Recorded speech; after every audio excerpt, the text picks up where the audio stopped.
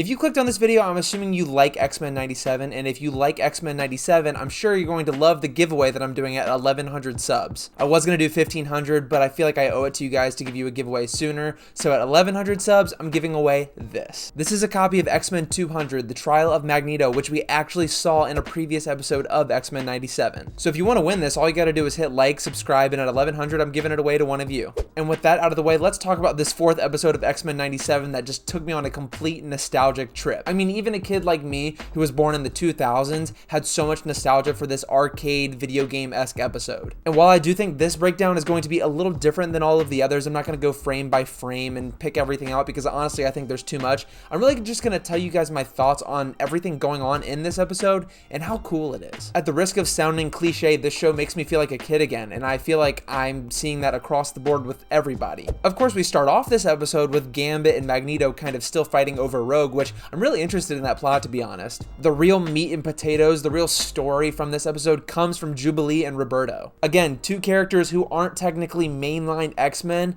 but this episode does so much for them, and it really just takes you on a time warp through how old television cartoon shows used to be. We're having these side mission episodes where our characters who we're not always spending the most time with get to have the spotlight, and it's great. And the concept that they use with these two characters in this episode is just so fun. So Roberto and Jubilee are hanging out in the room, you know, they're kind of having crushes on each other, but we're not going to get into that until later. And there's this new game system sitting on her counter. This game system is called the Motendo, and that's actually the title of the first part of this episode. Obviously a complete ripoff of the SNES and Sega Genesis, but the game inside of this system is actually an X-Men 1980s video game, I believe, just with the artwork switched around. And at that point I was like, okay, they're gonna do something crazy here. And they do. In complete wacky fashion, they get sucked into this video game, and we're just completely in video game Spy Kids 3D game over, you know, crazy, just Ready Player One style madness. They are stuck inside of this video game thanks to the villain known as Mojo. Mojo was a television producer, but now he's kind of delving into the world of video games,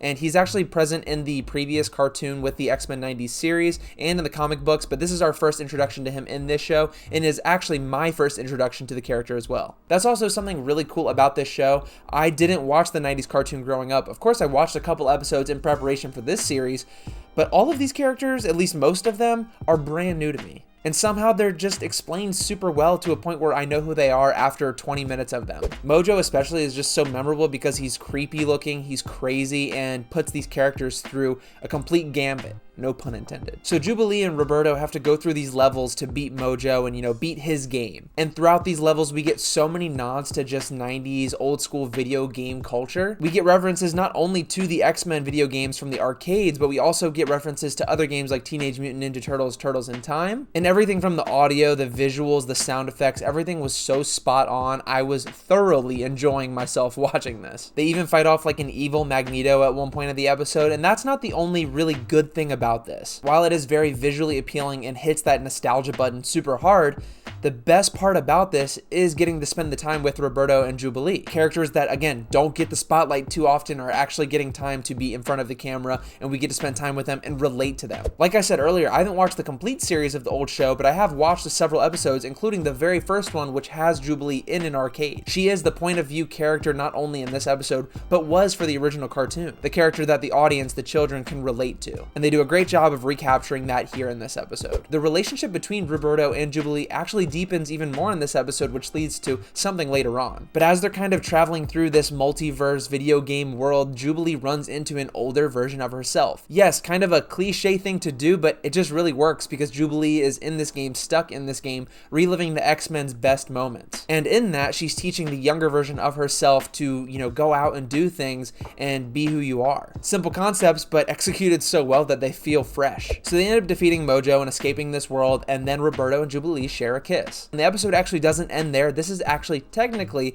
the first half of the episode. The second half of the episode is titled Life Death and relates to Storm. If we remember to the previous episode, Storm has now lost her powers, and she met Forge, who is actually an honorary member of the X-Men, and he's forming a relationship with her, but also feels like it's necessary for him to help her get her powers back. Forge uses a machine to try and give Storm her powers back, but it doesn't work. And obviously they're both very frustrated, but I really like the moments between them two where they're just talking about about their lives and the mistakes they've made and the changes they would have made and things like that. And with that, we find out that Forge is actually the person who made the mutant inhibitor collars. So he's trying to do better and make up for the mistakes that he's made in the past, but he can't do it. Forge confesses his love for Aurora, but she's not taking it. She thinks that he's made her a fool and she leaves. However, she kind of gets sucked back into the house when she leaves because there's something weird going on. Now, I don't personally know too much about this character that appears next. I'm really excited for the next couple episodes to find out who or what this character is, but nonetheless,